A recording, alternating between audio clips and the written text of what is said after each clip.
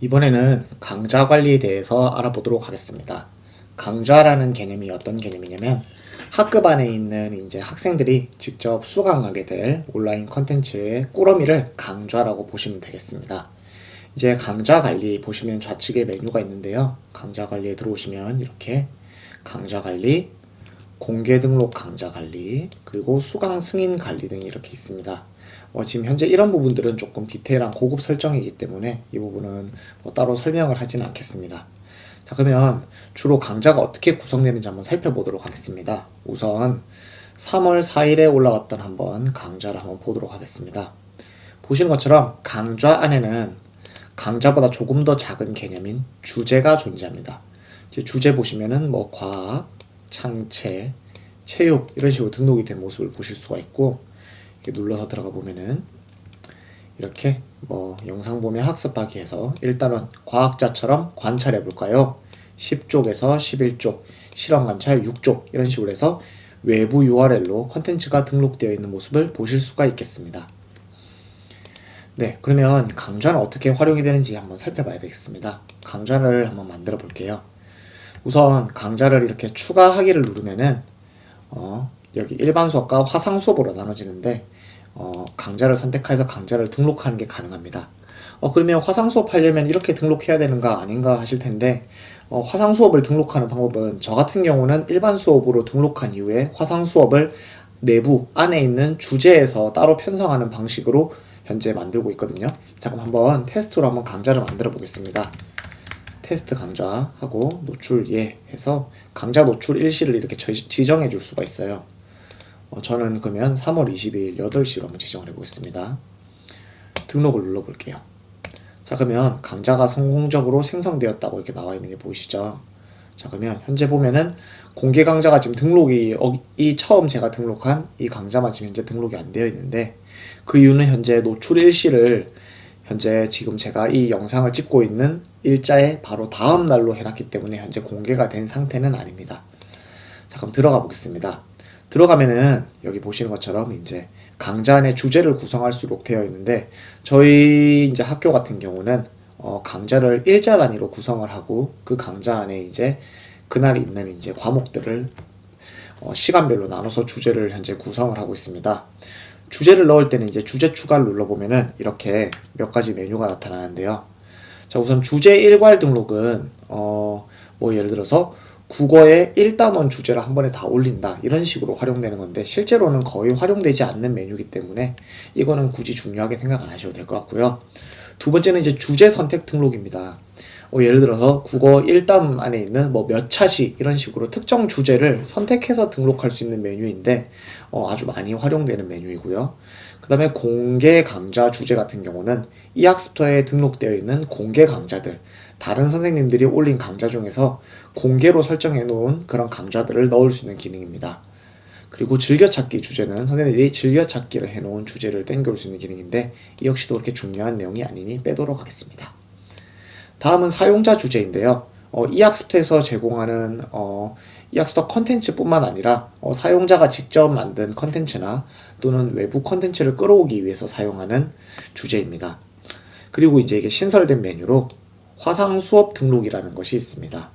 가령 이제 오늘 일자에 총 6교시의 수업을 진행하는데 쌍방향 수업도 들어가고 컨텐츠 중심의 수업도 같이 들어간다 했을 때 학생들이 아무래도 혼란을 가지기가 쉽잖아요. 예를 들어서 지금까지 온라인 하고 있다가 다음 시간은 쌍방향 수업이야 이렇게 했는데 아이들 막 헷갈려 하는 거죠. 또 까먹고 안 들어오는 친구도 있고, 선생님들은 그러면 다시 막 전화하고 들어오라 하고 굉장히 정신이 없잖아요. 그런 경우에 화상 수업을 등록을 해서 특정 시간을 지정해 놓으면 학생들에게 앞서서 살펴보았던 나의 학급의 대시보드에 이제 다가오는 화상 수업에 딱 뜸으로써 학생들이 오늘 화상 수업 있구나 하고 인지할 수 있습니다. 그러면 주제 선택 등록을 하는 걸 한번 보겠습니다. 자, 주제 선택 등록을 한번 눌러보았는데요. 보시는 것처럼 이 학습터의 기본 콘텐츠와 외부 기관에서 제공되는 콘텐츠 중 골라서 등록을 하실 수가 있고요. 이 학습터 기본 콘텐츠를 누르고 학교급 초등학교에, 지금 제가 4학년이니까 4학년 해보겠습니다. 4학년 1학기 국어 누르면은 이렇게 단원이 쭈루룩 나오는 게 보이실 거예요. 저는 이제 1단원 한번 들어가 보겠습니다. 자, 1단원에 들어오니까 보시는 것처럼 총 3가지 주제가 보이시죠? 자, 그러면 이번 시간에 배워야 될 마땅한 해당 차시를 찾아서 이렇게 주제를 하고 주제를 구성을 누르면은 이렇게 강좌가 등록되게 됩니다. 자, 그리고 주제명을 이렇게 그대로 이제 뭐 표현을 할 수도 있겠지만 들어가서 이렇게 과목명으로 바꿔놓는 게 학생들이 아무래도 인지하기 훨씬 좋겠죠. 이렇게 수정을 하실 수가 있습니다. 자, 그리고 뿐만 아니라 이 학습지에서 제공하고 있는 주제 이외에도 선생님께서 학습지를 좀 더 학생들에게 줘야겠다, 아니면은 학생들에게 좀 보충할 수 있는 영상 주소를 좀 공유해서 학생들이 영상을 보충해서 볼 수 있도록 해야겠다, 이런 식으로 생각을 하신다면은 여기 콘텐츠를 등록해 주세요를 한번 눌러보겠습니다. 그러면 이 학습터 자료를 추가적으로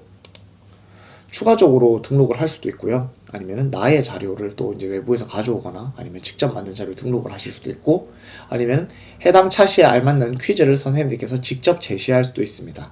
그러면 한번 나의 자료 한번 들어가 볼까요? 나의 자료에 들어가면은 컨텐츠 제목과 컨텐츠의 종류를 직접 업로드를 할 것인지 외부에 있는 주소로 가져올 것인지 이렇게 나눠져 있습니다. 외부 URL을 누르시면은 이렇게 주소를 입력하는 간단한 창과 썸네일을 넣는 창, 그리고 설명을 넣는 창이 나오고요. 화면 업로드를 하면은 화면에 이제 파일 업로드를 하면은 이렇게 파일이 동영상 파일이냐, 문서 파일이냐, 이미지 파일이냐에 따라서 이렇게 선택하는 이제 체크박스와 파일을 업로드하기 위한 이렇게 업로드, 그리고 영상 변환 사용 여부. 영상 변환은 무슨 소리냐면은 선생님이 만든 영상이 만약에 영상이 너무 화질이 높은 나머지 용량이 매우 클 수도 있잖아요. 그런 경우에 이걸 사용을 눌러 놓으시면은 영상을 자동으로 조금 영상 화질을 떨어뜨려 갖고 용량을 줄여줍니다. 자, 그리고 썸네일을 이제 또 등록하실 수가 있고요. 거의 내용은 동일합니다. 자, 이렇게 해서 강좌를 추가적으로 등록하는 것도 가능하고요. 또 여기 보시는 것처럼 학생들에게 퀴즈를 제시하는 것도 가능한데, 지금 퀴즈 보시면은 1분의 1 되어 있는 게 보이시나요? 퀴즈 추가를 누르면은 이렇게 퀴즈를 여러 개 더 할 수가 있습니다. 자, 그래서 이렇게 1번 문제부터 5번 문제까지 퀴즈를 내실 수도 있고, 퀴즈는 OX 퀴즈와 아니면 문제은행에서 퀴즈를 직접 이 학습터에 등록되어 있는 평가 퀴즈를 이렇게 당겨오는 게 가능합니다. 자, 근데 이게 문제은행 거를 이제 당겨 한번 모아볼까요? 퀴즈 입력해 주세요 되어 있죠. 자, 그러면 문제은행 검색을 눌러서 초등학교 4학년, 그리고 뭐 국어, 초등국어 4학년 1학기 1단원 쉬움 한번 보겠습니다. 보시는 것처럼 이렇게 퀴즈를 불러오면은, 창을 조금 키울게요. 자, 이렇게 불러오면은 쉬움 누르면은 이렇게 퀴즈가 쭉 나오는 게 보이시나요? 자, 퀴즈가 딱 하나 있네요, 하나. 자, 이런 것들을 이렇게 퀴즈에 추가를 하면은 이렇게 퀴즈가 추가되는 걸 보실 수가 있습니다. 그리고 퀴즈 제목, 뭐 같은 글을 읽어도 사람마다 생각이나 느낌이 다른 까닭이 아닌 것은, 뭐 이런 식으로 뭐 퀴즈 제목을 정해 주셔도 됩니다. 그리고 이제 두 번째 퀴즈는 뭐 OX로 오늘 배운 내용은 땡땡땡입니다. 그리고 정답이 O인지 X인지 선생님들이 이거를 지정을 해주시면 됩니다. 그리고 퀴즈에 대한 도전 횟수를 제한을 했을 때 뭐 한 번만 기회를 준다, 두 번까지 답을 고를 수 있게 해준다, 이런 것도 있고요. 무제한으로 도전하게 해준다, 여러 가지 선생님들이 선택이 가능하시겠습니다.